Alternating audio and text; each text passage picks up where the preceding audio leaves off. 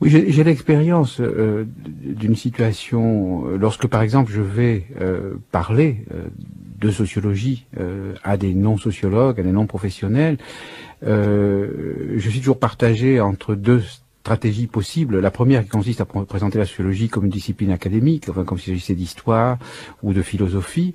Et dans ce cas, bon, j'obtiens un accueil intéressé, mais précisément académique, ou bien je cherche à exercer l'effet spécifique de la sociologie, c'est-à-dire je cherche à mettre mes auditeurs en situation d'auto-analyse.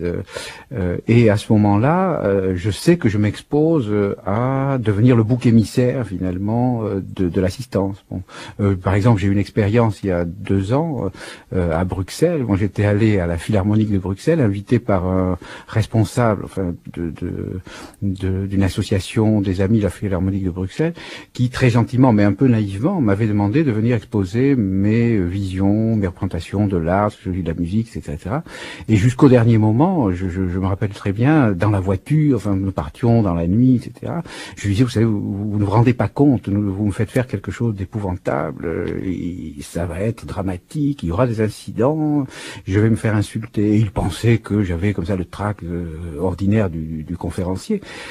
Et ensuite, enfin, ce que je craignais est arrivé, ça a été un véritable happening, et pendant 8 jours, on n'a parlé que de ça dans le milieu intellectuel à Bruxelles, et un de mes amis a entendu dire que, par un des participants, que depuis les surréalistes, il n'avait jamais entendu un débat aussi mouvementé et bon, extraordinaire qu'à cette occasion. Or, j'avais dit des choses tout à fait anodines, euphémisées, neutralisées, j'avais pris des précautions, j'avais en point de mire dans l'assistance une vieille dame très bien habillée avec son sac à main sur les genoux, un petit peu comme au Collège de France. Bon. Et j'avais un souci extrême de ne pas être choquant un seul instant.